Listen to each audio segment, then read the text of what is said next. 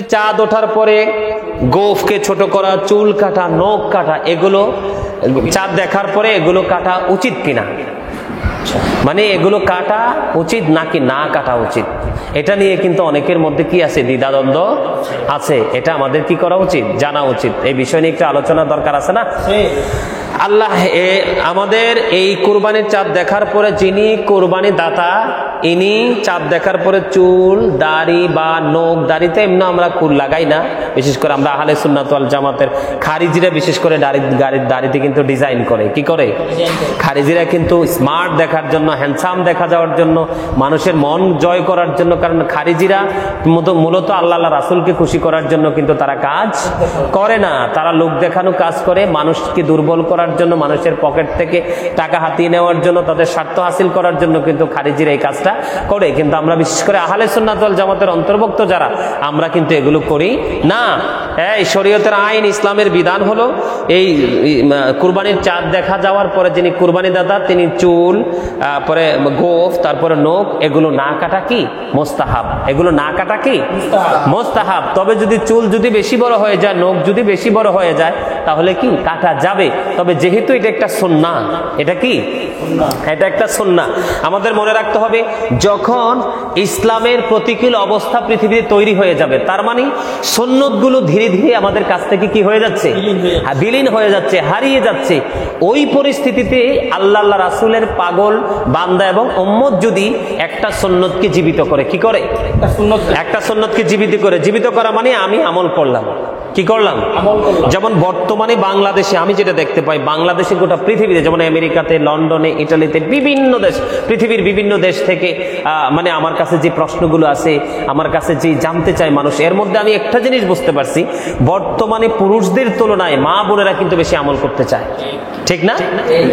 যেটা আমি প্র্যাকটিক্যালি প্রমাণ, পুরুষরা প্রতিদিনে যত প্রশ্নের উত্তর আমি দেই, এর মধ্যে ম্যাক্সিমামই 3 ভাগের 2 ভাগই হলো কি মহিলারা, মা বোনেরা। তারা বিভিন্ন লেখনির মাধ্যমে, বিভিন্ন মাধ্যমে আমার কাছে তারা কি করে, প্রশ্ন করে। তো সবাইকে দিতে পারি না, ব্যস্ততার কারণে, নিজের ইয়ার কারণে সময় দিতে পারি না, তবে যাকেই সময় দেই আমি দেখছি যে তারা। তো এই জন্য আমাদের প্রত্যেকের এই মুস্তাহাব, এই সুন্নাতটা আমাদের ধরে রাখাকেই উচিত।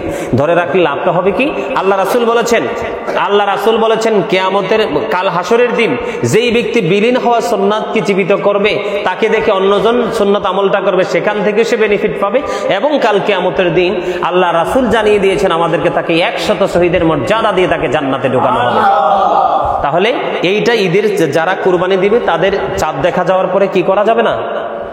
আমি ব্যক্তিগতভাবে আহলে সুন্নাত ওয়াল জামাতের অন্তর্ভুক্ত যারা ফিউচার নিয়ে ভাবে, ভবিষ্যৎ নিয়ে ভাবে, কবরযোগী জীবন নিয়ে ভাবে, তাদেরকে বলবো এটা মানা কি উচিত। তবে যদি বড় হয়ে যায়, আপনার কাছে আনিজি লাগে, তাহলে কাটা কি দুরস্ত আছে। তবে আমার মতে যারা ইমানদার, যারা সচেতন ব্যক্তি, তারা চাঁদ ওঠার আগেই কিন্তু এগুলোকে ছোট করার, যেমন আমি কিন্তু একবারে ছোট করে ফেলছি, আমার ভাই ছোট করে ফেলছে, আর আমার বুঝের পরে দেখছি আমার বাবা, আমার বুঝ থেকে দেখছি আমার বাবা, যেটা আমার চোখে দেখা, যে উনি কোনোদিনও কি করেন, চাঁদ দেখার পরে কোনোদিন নখ, দাড়ি এগুলো কখনো কাটেন নাই।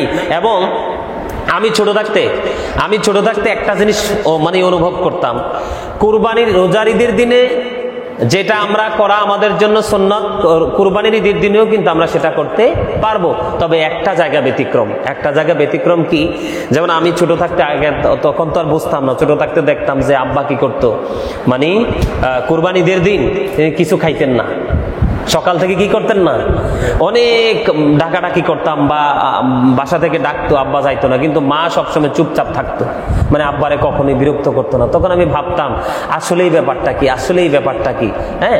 তার মানে এটা হাদিস শরীফ, অত্যন্ত চমৎকার একটা হাদিস শরীফ। সেটা হলো কি, আল্লাহ রাসূল রোজার ঈদে কোনো কিছু না খেয়ে যেতেন না ঈদগাহে, আর কুরবানির ঈদের দিন আল্লাহ রাসূল তিনি ঈদের নামাজ না পড়ে কিছু খেতেন না।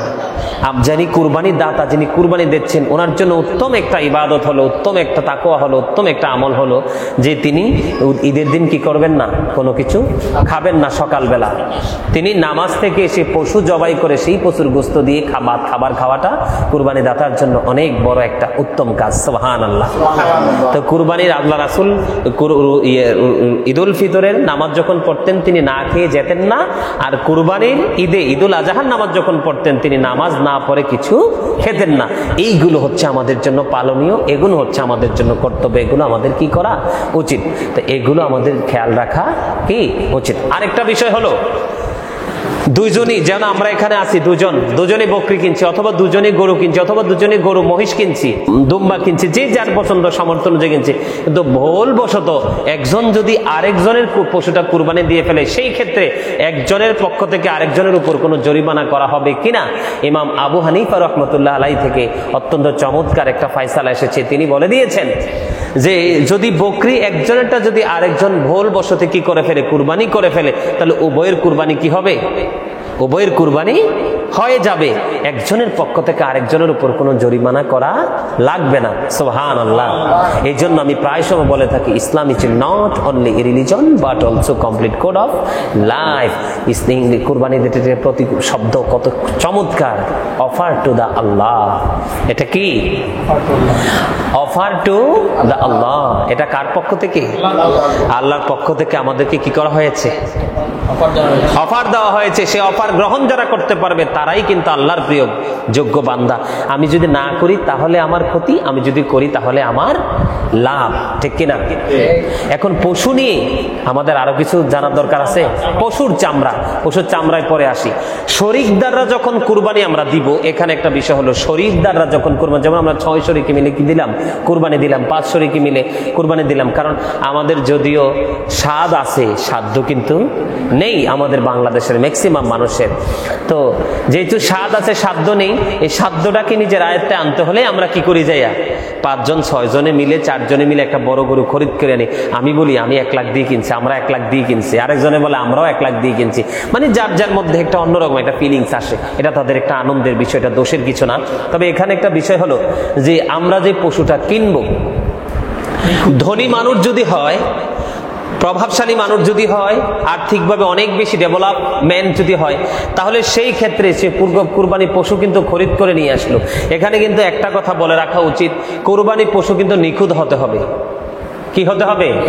লেজ কাটা, কান কাটা, জন্ম অন্ধ, দুর্বল যেই পশুটা মানে কুরবানি স্থানে হেঁটে যেতে পারবে না, সে অক্ষম, এবং যেই আমাদের দেশে অনেক গরু দেখা যায় না ময়লা আবর্জনা ডাস্টবিনের মধ্যে থাকে, তো ওই গরু আমরা ঘুমাইলে চাই কেন শেষ করে দিব কিছুক্ষণের মধ্যে, আপনার এটি ছোট ছোট করে দিয়ে দিতেছে আর কি। যেই গরু ময়লা খাওয়ায় অভ্যস্ত, এইসব গরু দিয়ে কিন্তু কুরবানি করা যায় না, কুরবানি করলে হবে না। কিন্তু এখানে একটা বিষয় হলো, ভুল তো মানুষের হতেই পারে। এখন আমি বাজার থেকে পশুটা কিনে নিয়ে আসলাম, আনার পরে আমার কি হলো, ত্রুটি প্রকাশ পাইল, যেটা শরীয়তের দৃষ্টিকোণ থেকে এই দোষ থাকলে কুরবানি দেওয়া যাবে না। এই ক্ষেত্রে কি করা, যদি ধনী মানুষ হয় তাহলে সে আরেকটা পশু খরিদ করে তাকে কুরবানি করতে হবে। মধ্যবিত্ত মোটামুটি চলতে পারে এরকম মানুষটি খরিদ করছে, সেই ক্ষেত্রে সে সেটা দিয়ে কুরবানি দিতে পারবে। আমাদের দেশে আরেকটা প্রথা আছে, সেটা হলো কি, 3 জনে মিলে গরু কি করে, ক্রয় করে। কি কয়েকজন মিলে গরু কেনার পরে সুন্দর দেখলে আশেপাশে থেকে 2-1 জন এসে কি হয়, শরীক হয়, এটাতে যুক্ত হয়। ইমাম আজম আবু হানিফা রহমতুল্লাহ আলাইহির মতে, ইমাম জুফারের মতে এখানে বলা হয়েছে যে গরু পশু খরিদ করার পরে, বাজার থেকে বাড়িতে আনার পরে, কিনে আনার পরে শরীকদারকে যুক্ত করে, এটা মাকরুহ, এটা করা উচিত নয়। এবং পশুটা আমরা কি করলাম, জবাই করলাম, কুরবানির দিন চলে গেলাম, কুরবানি করলাম। এখন কুরবানির গোশত কিন্তু নিজের খামখেয়ালি মতো কিন্তু বন্টন করলে হবে না, পাল্লে দিয়ে কিন্তু কি করতে হবে, সমান করে বন্টন করতে হবে। ওই যে হাড়গুলো, এগুলো কিন্তু অনুমান করে বন্টন করা যাবে, এতে কোনো দোষ নেই। গোশত বিক্রি করা যাবে না, কোরবানির পশু কি করা যাবে না, গোশত বিক্রি করা যাবে না, সংরক্ষণ করে রেখে যাবে। আত্মীয়, কাছের আত্মীয়, দূরের আত্মীয়, ইমানদার বেঈমান, হিন্দু খ্রিস্টান বৌদ্ধরাও যদি খেতে চায় কুরবানির পশুর গোশত খাওয়ানো জায়েজ আছে, তাকে খাওয়ানো যাবে। কেউ যদি চায় পুরো গোশতটা কি করে দিবে, সদকা করে দিবে, এটাও কি সে করতে পারবে। কি করতে পারবে? কেউ যদি চায় পুরো গোশতটা কি করে দিবে, দান করে দিবে, সেটাও করতে পারবে। আবার কেউ যদি মনে করে যে আমি ছোট্ট একটা বকরি দিয়ে কুরবানি দিলাম, মোটামুটি আমার ইসলামের আইন অনুযায়ী আমি আল্লাহর দিদারের জন্য কুরবানি দিলাম। অনেক ফ্যামিলি আছে না যে ছোট একটা কুরবানি দিছে কিন্তু ফ্যামিলির সদস্য বেশি, তারা গোস্তটা পরিতৃপ্তির সাথে খেতে পারবে না। এই ক্ষেত্রে কিন্তু কি করবে, সে যদি কাউকে কুরবানির গোস্ত নাও দেয় তাহলেও তার কুরবানি হবে। তার মানে কি, সে কুরবানি দিয়েছে কিন্তু তার সদস্য বেশি, সদস্যরা এই যদি অন্যদেরকে দিয়ে দেয় তাহলে খেতে পারবে না। সেই ক্ষেত্রে কি করতে পারবে, এই পশুর গোস্তটা সে যদি কাউকে এক টুকরা নাও দেয় তারপরও তার কুরবানিটা হবে। তবে সবচেয়ে বেশি উত্তম হলো গোস্তটাকে 3 ভাগ করা। কি করা? গোস্তটাকে 3 ভাগ করা। গোস্তটাকে 3 ভাগ করা, 1 ভাগ যারা শরীকদার তাদের জন্য, আরেকবার আত্মীয় স্বজনের জন্য, আরেকবার ফকির মিসকিন দরিদ্র মানুষের জন্য। কিসের জন্য? দরিদ্র মানুষের জন্য। এগুলো কিন্তু আমাদের মাথায় রাখা কি উচিত? এগুলো কি আমাদের মাথায় রাখা উচিত? আমাদের এগুলো করা কি উচিত? এগুলো আমাদের বিবেচনা করা উচিত। এরপর হচ্ছে ওই যে চামড়া কিন্তু ওই যে আছে না যে বন্ধুত্ব করে বাইরের সম্পর্ক করে চামড়াটাকে ফ্রি, এটা কিন্তু দেওয়ার কোনো বিধান নেই। কুরবানি যারা দিচ্ছে শরীকদার যারা, তারা চাইলে এটাকে তারা প্রক্রিয়া করে তারা এটা কি করতে পারে, ব্যবহার করতে পারবে। তারা বিভিন্ন প্রক্রিয়া করে না এখন, এই প্রক্রিয়াজাত করে কিন্তু তারা কি করতে পারবে, ব্যবহার করতে পারবে। কিন্তু চাইলে কিন্তু ফ্রি কাউকে দেয়া যাবে না। আর যদি বিক্রি করে টাকা নেয় তাহলে এই টাকা কিন্তু দরিদ্রদের মাঝে বিলিয়ে দিতে হবে। চামড়াটা নিজে ব্যবহার করতে পারবে কিন্তু বিক্রি করার পরে টাকা কিন্তু কি করতে পারবে না, নিজে যারা কুরবানি দাতা তারা ইউজ করতে পারবে না। এটা দরিদ্রদের মাঝে বিলিয়ে দিতে হবে। আরেকটা সমস্যা আমাদের মাঝে, হ্যাঁ, এতিম অনাথ যারা নির্ভরযোগ্য, এখনকার এতিমখানা তো ব্যবসায় রূপ নিছে।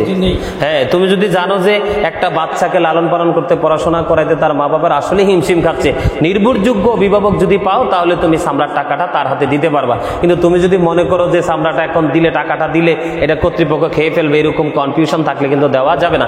এখানে আরেকটা বিষয় হলো, অনেক সময় দেখা যায় যে একজন শিশুর অভিভাবক মারা গেল, কি করলো, একজন শিশুর অভিভাবক মারা গেল, তার টেক কেয়ার করার মতো কেউ নাই, কিন্তু তার পক্ষ থেকে শিশুর সম্পত্তি থেকে যদি কেউ কুরবানি দেয়, এই কুরবানির পশুর গোস্ত কিন্তু তার পরিবারের যারা স্বজন আছে তারা কেউ খেতে পারবে না।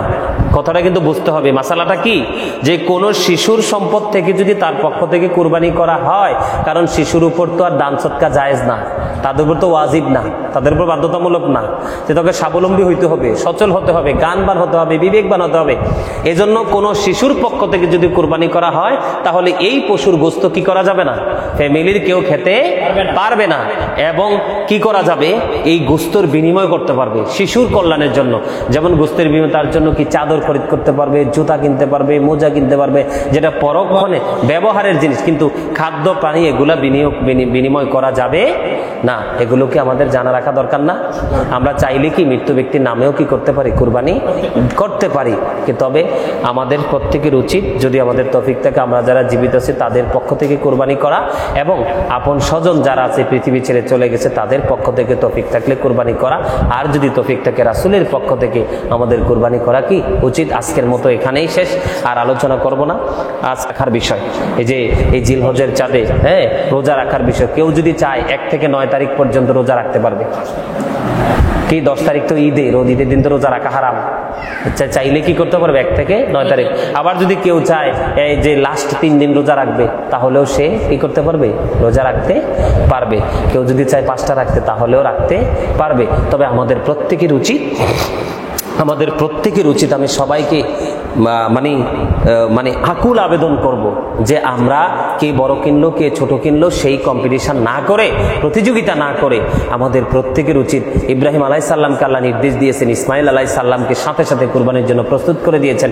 ইসমাইল আলাইহিস সালামও তিনি কি হয়ে গেছেন, প্রস্তুত হয়ে গেছেন। এই যে একটা তাকওয়া আমাদেরকে শিক্ষা দিয়েছেন, হ্যাঁ, এই রকম ধরনের তাকওয়া নিয়ে যেন আল্লাহর সন্তুষ্টি, আল্লাহর দিদারের হাসিলের জন্য যেন আমরা কুরবানি করতে পারি। আল্লাহ যেন আমাদেরকে সেইভাবে কুরবানি করার তৌফিক দান করে। সকলে বলুন আমিন। এই বলে আমি আমার সংক্ষিপ্ত আলোচনা শেষ করেছি।